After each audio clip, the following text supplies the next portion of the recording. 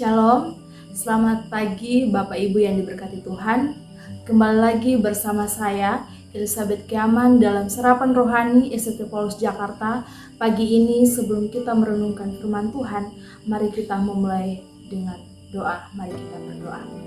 Terima kasih Tuhan, di pagi hari ini kami mengucap syukur untuk pagi yang Tuhan sediakan atas kehidupan kami. Dan saat ini kami akan mendengarkan kebenaran firman Tuhan. Tolong setiap kami. Di dalam nama Yesus kami berdoa. Amin. Bapak Ibu yang diberkati Tuhan, renungan firman Tuhan hari ini saya beri tema, jangan jemu menabur kebaikan. Saudaraku yang diberkati Tuhan, di tengah-tengah dunia yang penuh kejahatan dan tuntutan zaman yang semakin hari semakin pesat membuat manusia enggan atau sulit untuk berbuat baik. Kenapa? Karena manusia yang hidup di zaman sekarang ini lebih mementingkan kepentingan sendiri. Sehingga untuk berbuat baik secara aktif, konsisten, berdampak, dan sesuai dengan cara Kristus bukanlah hal yang mudah. Apalagi kita manusia yang latar belakang kehidupannya mudah kecil hati, bersungut-sungut, bosan, cepat kecewa, dan mudah menyerah.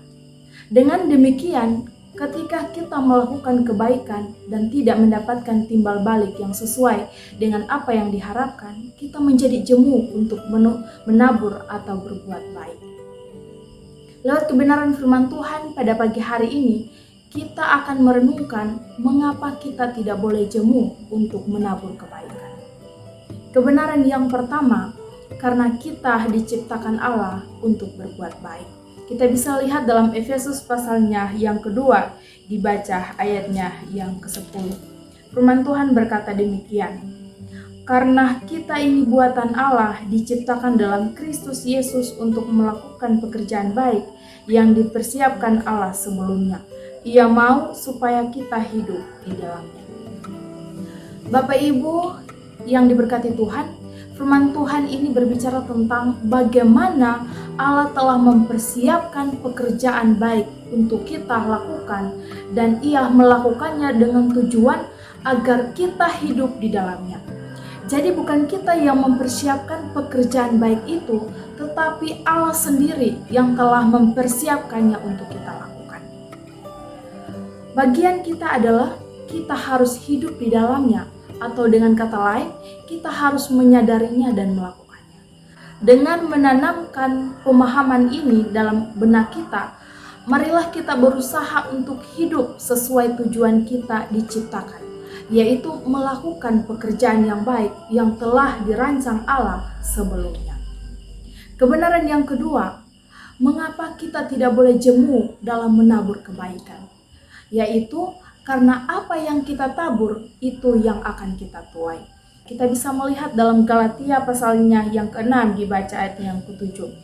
Jangan sesat, Allah tidak membiarkan dirinya dipermainkan, karena apa yang ditabur orang, itu juga yang akan dituainya.